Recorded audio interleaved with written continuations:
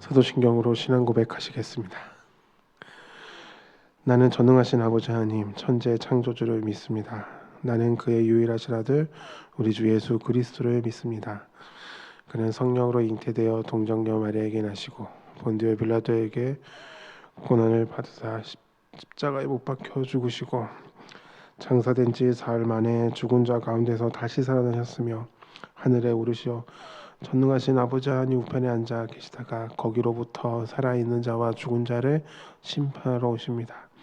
나는 성령을 믿으며 거룩한 공교회와 성도의 교제와 죄를 용서받는 것과 몸의 부활과 영생을 믿습니다. 아멘.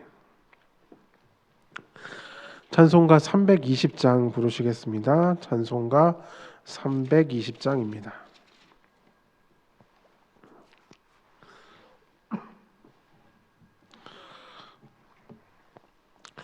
나의 죄를 정케 하사 주의 일꾼 삼으시 구세주의 넓은 사랑 항상 찬송합니다.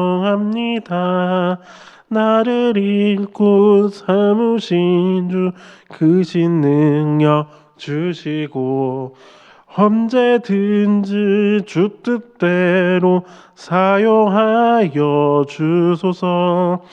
내게 부어주시려고 은혜 예비하신 주의 은혜 채워주사 능력 있게 하소서. 나를 일꾼 삼으신 주 크신 능력 주시고 언제든지 주 뜻대로 사용하여 주소서. 죄의 짐을 풀어주신 주의 능력 크도다. 나를 피로 사신 예수 내 맘속에 오소서. 나를 일꾼 삼으신 주 크신 능력 주시고 언제든지 주 뜻대로 사용하여 주소서. 주여 내게 성령으로 충만하게 채우사 생명수가 강물처럼 흐르게 하옵소서.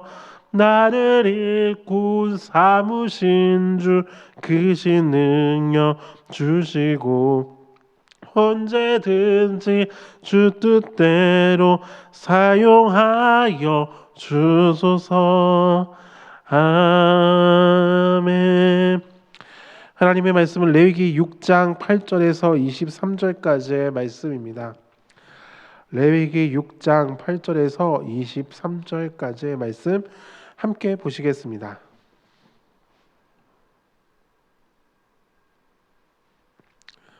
레위기 6장 8절에서 23절까지의 말씀입니다. 여호와께서 모세에게 말씀하여 이르시되 아론과 그의 자손에게 명령하여 이르라. 번제의 규례는 이러하니라. 번제물은 아침까지 제단 위에 있는 석쇠 위에 두고 제단의 불이 그 위에서 꺼지지 않게 할 것이요. 제사장은 세마포 긴 옷을 입고 세마포 속 바지로 하체를 가리고 제단 위에서 불태운 번제의 재를 가져다가 제단 곁에 두고 그 옷을 벗고 다른 옷을 입고 그 재를 진영 바깥 정결한 곳으로 가져갈 것이요. 제단 위에 불은 항상 피워 꺼지지 않게 할지니 제사장은 아침마다 나무를 그 위에서 태우고 번제물을 그 위에 버려놓고 화목제의 기름에 그 위에서 불사를 찌며 불은 끊임이 없이 제단 위에 피워 꺼지지 않게 할지니라. 소제의 규례는 이러하니라. 아론의 자손은 그것을 제단 앞 여호와 앞에 드리되 그 소제 고운 가루 한 움큼과 기름과 소제물 위에 유향을 다 가져다가 기념물로 제단 위에서 불살라 여호와 앞에 향기로운 냄새가 되게 하고 그 나머지는 아론과 그의 자손이 먹되 누룩을 넣지 말고 거룩한 곳 회막들에서 먹을지니라. 그것에 누룩을 넣어 굽지 말라. 이는 나의 화제물 중에서 내가 그들에게 주어 그들의 소득이 되게 하는 것이라. 속죄제와 석권제 같이 지극히 거룩한즉 아론 자손의 남자는 모두 이를 먹을지니 이는 여호와의 화제물 중에서 대대로 그들의 영원한 소득이 됨이라. 이를 만지는 자마다 거룩하리라. 여호와께서 모세에게 말씀하여 이르시되 아론과 그의 자손이 기름 부음을 받는 날에 여호와께 드릴 예물은 이러하니라. 고운 가루 10분의 1 에바를 항상 드리는 소제물로 삼아 그 절반은 아침에 절반은 저녁에 드리되 그것을 기름으로 반죽하여 철판에 굽고 기름에 적셔 썰어서 소제로 여호와께 드려 향기로운 냄새가 되게 하라. 이 소제는 아론의 자손 중 기름 부음을 받고 그를 이어 제사장 된 자가 드릴 것이요 영원한 규례로 여호와께 온전히 불사를 것이니 제사장의 모든 소제물을 온전히 불사르고 먹지 말지니라. 아멘.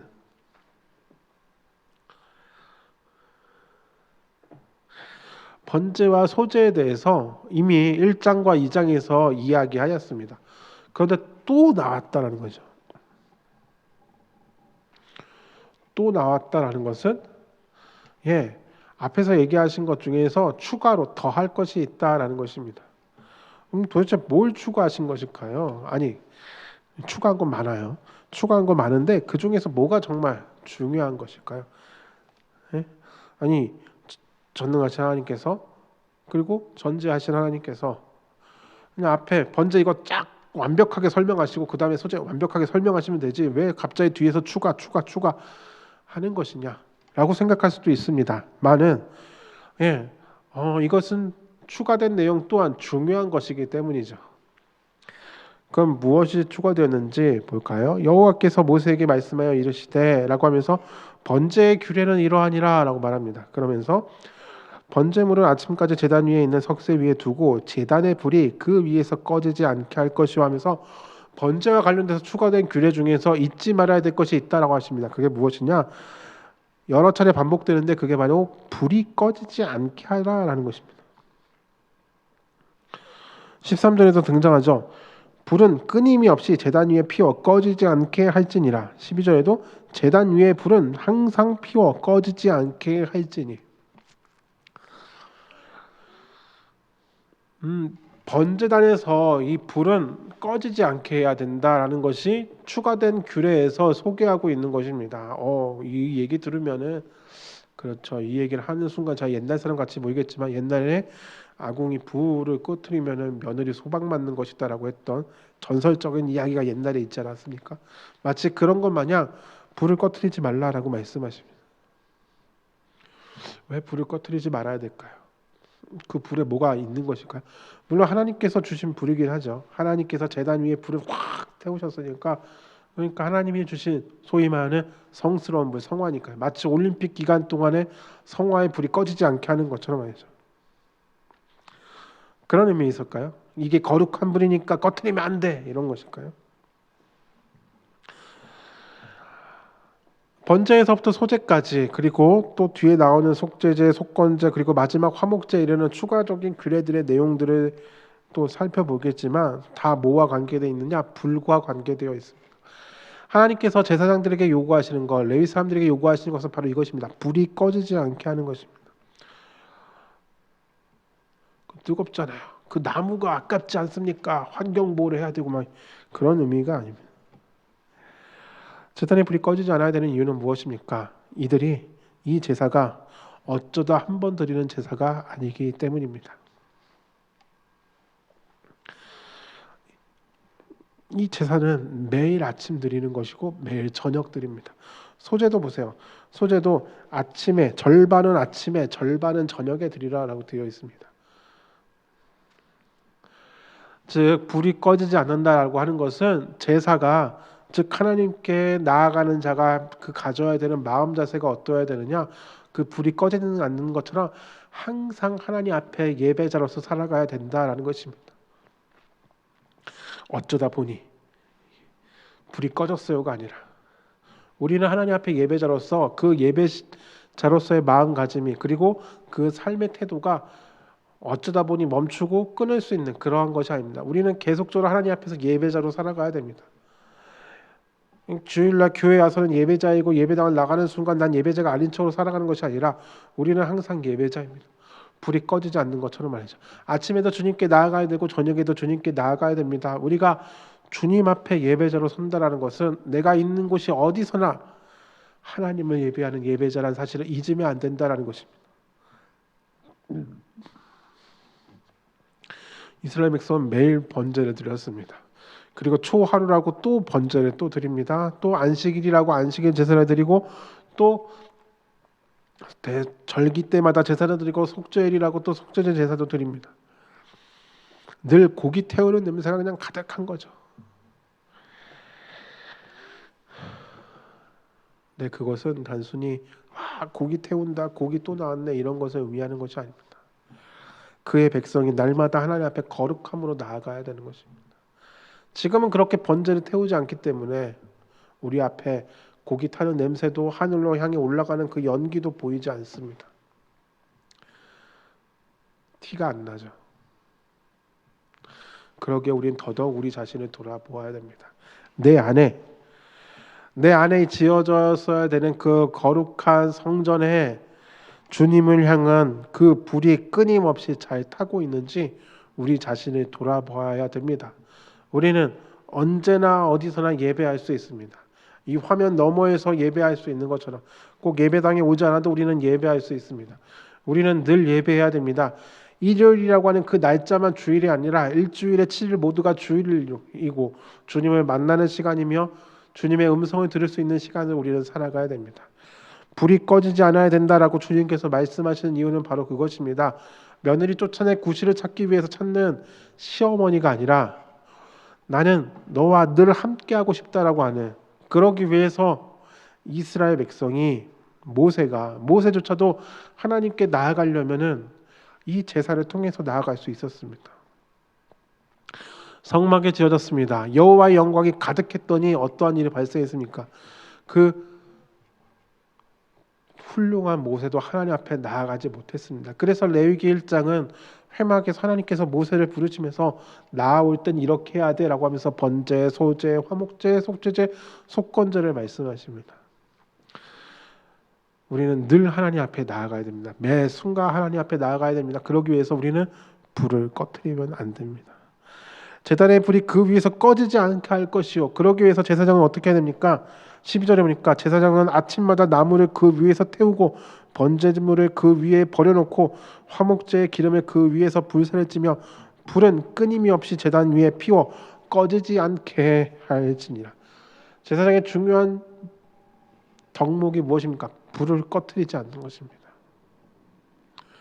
성막에 이동할 때도 레위 사람들과 제사장들은 그 불이 꺼지지 않게 그것을 보호해야 됐습니다. 그것이 매우 중요한 일이었습니다.